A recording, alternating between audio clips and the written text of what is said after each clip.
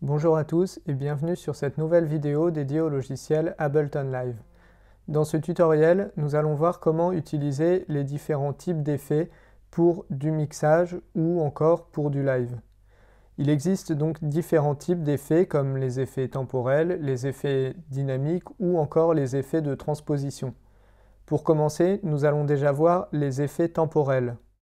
Ce sont des effets qui consistent à diviser le signal en deux parties identiques et retenir momentanément une partie tout en permettant à l'autre de jouer en temps réel. Les signaux seront ensuite mélangés à la sortie. On peut contrôler la durée du retard et la quantité de signal qui est affectée par rapport à la partie qui restera à sec. Le premier effet temporel, sans doute le plus connu, est la réverbération. Il s'agit d'un effet naturel que l'on expérimente dans la vie de tous les jours, comme par exemple si l'on chante dans une salle de bain, dans un hall ou dans une cave. C'est la réverbération qui jouera sur la couleur de cette pièce et sur l'acoustique. En mixage, la réverbération consistera à rendre le son plus naturel, puisque l'on n'expérimente jamais de lieu où le son est complètement sec, il est toujours soumis à une certaine réverbération. Comme je disais précédemment, une partie du signal est envoyée dans l'effet et l'autre reste normale. C'est pour cela que l'on utilise des pistes qui s'appellent des pistes de retour et qui se trouvent sur le côté. Ces pistes sont généralement déjà présentes lorsque l'on ouvre une nouvelle session de live. C'est sur celle-ci que l'on mettra notre effet temporel et c'est vers elle que l'on enverra le signal provenant de notre piste.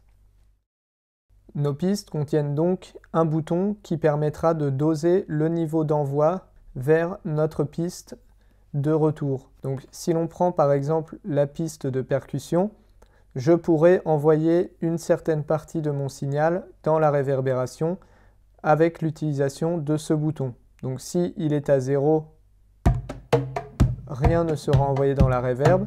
Si par contre je le monte progressivement, l'envoi se fera petit à petit.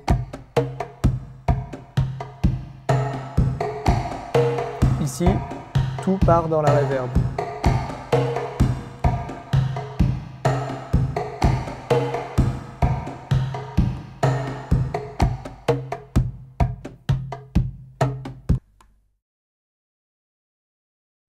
Si l'on veut regarder en détail les réglages de ma réverb, je peux me rendre sur ma piste et ma réverb apparaît ici. Ces réglages permettront de façonner la pièce dans laquelle on veut que l'instrument soit entendu. Pour déjà se donner une idée, j'ai enregistré différents instruments que nous pourrons passer dans la réverb afin de mieux entendre à quoi correspondent exactement les réglages. Le premier réglage qui se trouve sur la gauche concerne l'input processing, c'est-à-dire le signal qui va entrer directement dans la réverb. Je vais donc pouvoir agir dessus dès l'entrée. Par exemple ici, nous avons un filtre. Ce filtre va permettre de sélectionner les fréquences que nous voulons garder et qui passeront dans la réverb. Si je mets low cut, cela veut dire que je mets un coupe bas et que je vais empêcher les fréquences graves de passer dans la réverb. Je pourrais ensuite le déplacer pour choisir ce que je garderai. De même, high cut, c'est la même chose, mais pour les fréquences aiguës. Je choisirai donc quelle fréquence aiguë je laisserai passer ou pas dans la réverb. Ensuite, le pré-délai correspondra au temps que va mettre ma réverb à se faire entendre. Si je le règle au minimum, on l'entendra directement en même temps que le son. Par exemple, si je mets ce piano, on entend directement la réverb. Au contraire, si je mets le pré-délai au maximum,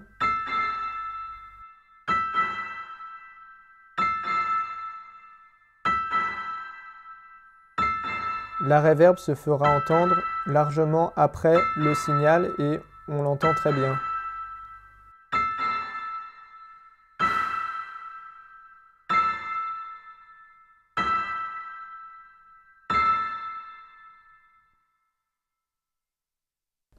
Ensuite, les Early Reflections. Les early reflections, ce sont les premières réflexions.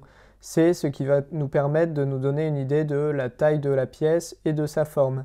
Par exemple, si la pièce est très grande, ces réflexions mettront plus de temps à nous revenir, alors qu'au contraire, si la pièce est petite, ces réflexions nous parviendront tout de suite. Donc, ces réglages-là permettent de façonner la forme de la salle dans laquelle on veut mettre notre instrument.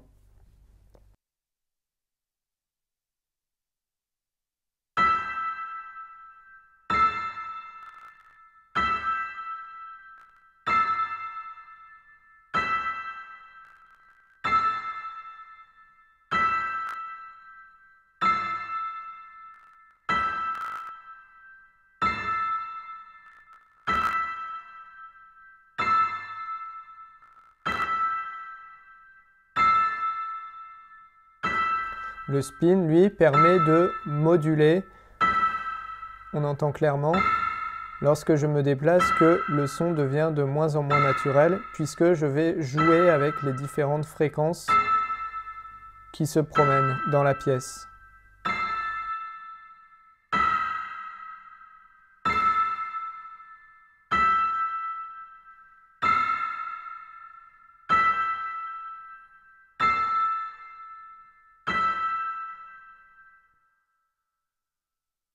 Ensuite, le réglage Quality correspond simplement à la qualité de mon effet. Donc si je le mets sur Echo, il sera de moins bonne qualité. Le mieux est généralement de mettre sur High qui est le maximum, mais par contre demandera plus d'efforts à l'ordinateur puisque il consommera plus d'énergie finalement.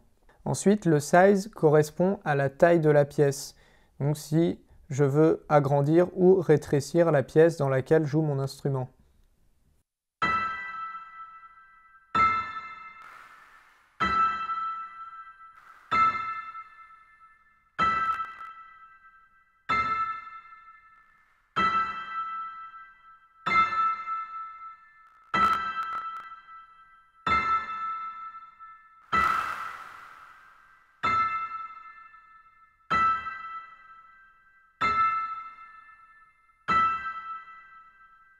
Le réglage stéréo permettra de choisir si l'on veut que le son sorte plutôt en stéréo, c'est-à-dire partout dans la pièce, et nous donnera aussi une certaine idée de la salle puisque nous serons moins enfermés, alors que si on la met au minimum, nous serons presque mono et cela nous confinera beaucoup plus.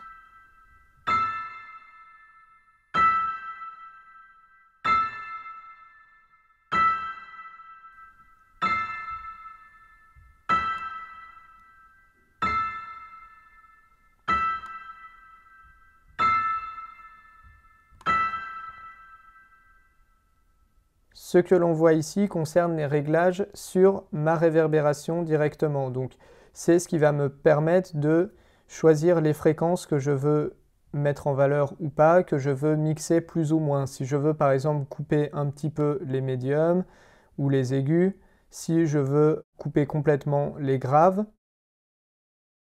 Le réglage ensuite decay time correspondra au temps de ma reverb, si elle dure plus ou moins longtemps. Donc par exemple, si je remets mon instrument,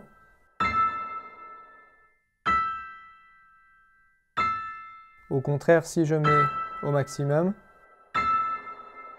on entend qu'elle résonne beaucoup plus.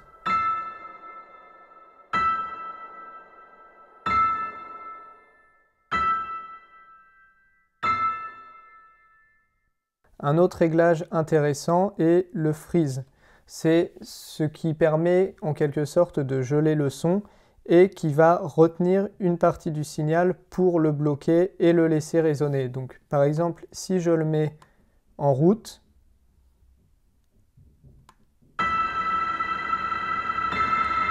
et que j'arrête ma piste, on entendra toujours le son qui a été gelé. Si je coupe le freeze, il s'en ira et je pourrai choisir de geler une autre partie du son. Cela peut être assez intéressant en tant qu'effet si l'on veut essayer de fabriquer certaines textures sonores. Le chorus ensuite, c'est un autre type d'effet que nous verrons plus tard, mais simplement ici, il faut savoir que ça permet de mettre sur notre reverb.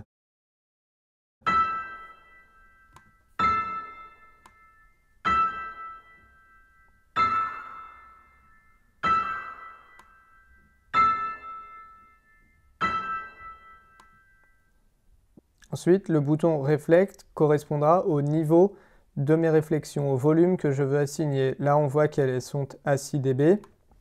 Je peux également les baisser.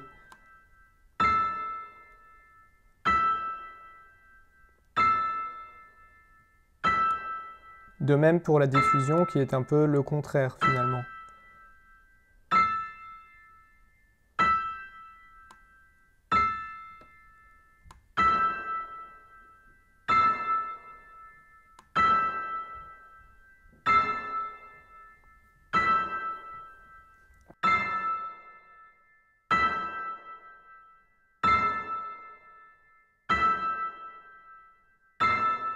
Et le dry wet qui va permettre de choisir quelle quantité de reverb je veux mettre.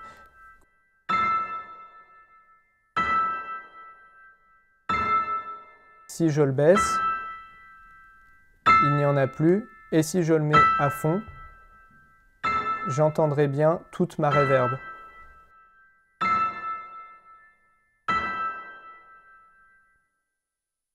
Généralement, le dry wet, on le laisse à fond puisque on va contrôler plutôt cela vers notre piste d'envoi. Donc c'est là que je vais choisir quelle quantité de mon signal je veux envoyer dans la reverb et souvent ça reviendra sensiblement au même. Le deuxième effet temporel que l'on utilise assez fréquemment est le délai. Donc le principe du délai est d'appliquer cet écho sur notre instrument. Comme on le voit ici, dans les sessions de base de live, le délai est déjà assigné à la piste B de retour. On le voit là, pour les pistes de retour, nous avons toujours A et B qui sont déjà là sur les pistes lorsque l'on ouvre la session. Il est bien sûr possible de créer d'autres pistes de retour en utilisant soit le raccourci Shift Commande T, ou simplement en se rendant dans Créer, Insérer piste de retour. Pour l'instant, nous n'aurons besoin que de deux pistes de retour, la reverb et le délai. Donc si l'on regarde les réglages du délai, ils sont un peu moins fournis que ceux de la reverb puisqu'il s'agira essentiellement de créer simplement un écho à notre son. Donc si je reprends le même son de piano que tout à l'heure et que je lui monte l'envoi au maximum, je pourrais entendre exactement comment est réglé mon délai et donc appliquer les réglages que je voudrais. Comme on le voit là, ici j'ai L et R, donc ça correspond à ma stéréo, c'est gauche et droite. Donc c'est ce que je vais envoyer à gauche et à droite. Il m'est possible d'envoyer des échos différents entre la gauche et la droite, ce qui peut donner des effets assez intéressants.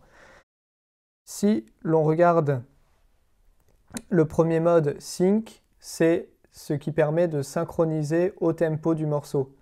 Donc ici nous sommes à 127. Et comme ce que nous avions vu dans les réglages de l'arpégiator, nous pouvons régler par rapport au tempo et choisir si mon délai sera à la croche, à la noire, à la blanche, etc. Donc si par exemple je choisis de le mettre sur 3,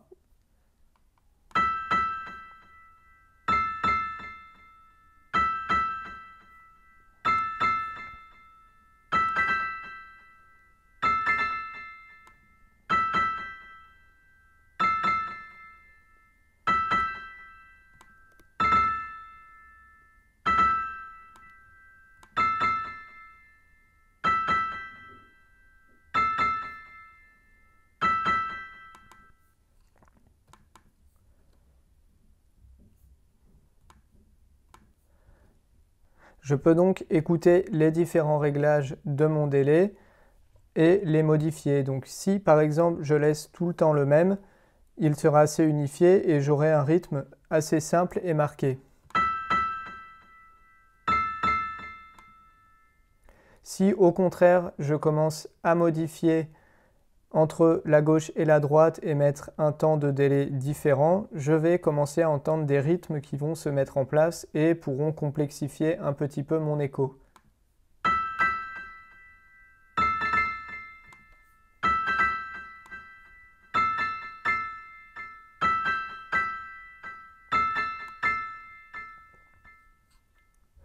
Il est également possible d'utiliser le bouton Link qui permettra de relier directement la gauche et la droite. Donc c'est plus simple, je n'aurai pas à chaque fois à sélectionner. Si je choisis par exemple 2, le 2 sera assigné pour les deux.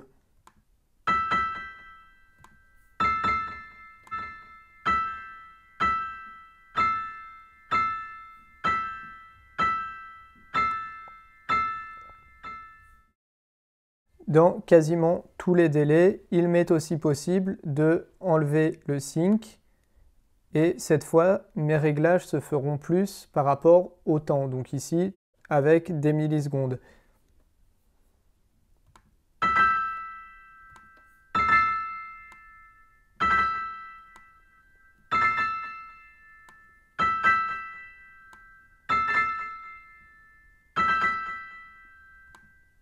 Ici, nous n'avons pas de palier, c'est complètement linéaire.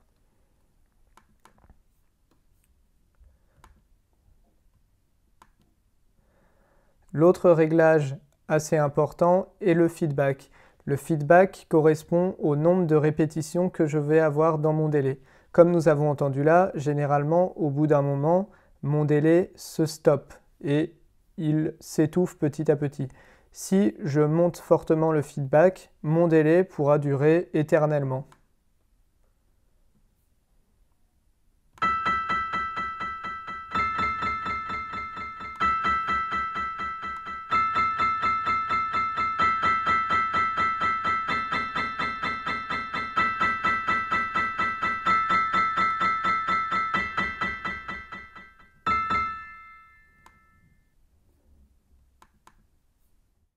Et enfin, le bouton Dry Wet, comme sur la reverb, qui permettra de choisir la quantité de délai que je voudrais mettre.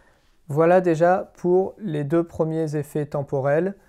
Je vais maintenant vous montrer comment s'amuser avec, comment les utiliser dans un morceau. J'ai enregistré là plusieurs instruments, donc deux guitares, un piano et des percussions, et je vais maintenant vous montrer comment s'amuser un petit peu avec les envois vers les réglages ou vers les délais, comment amener un peu plus d'effets dans mon son.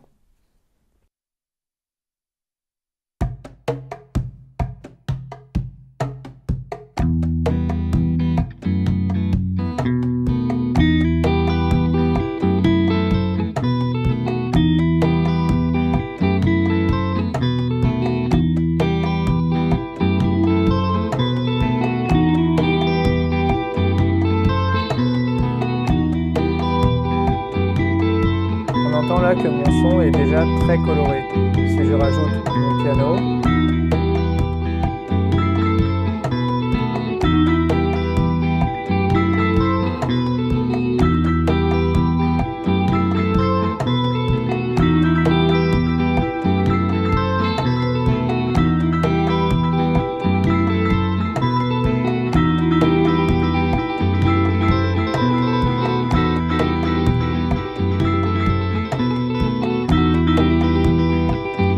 également m'amuser à en mettre sur les percussions.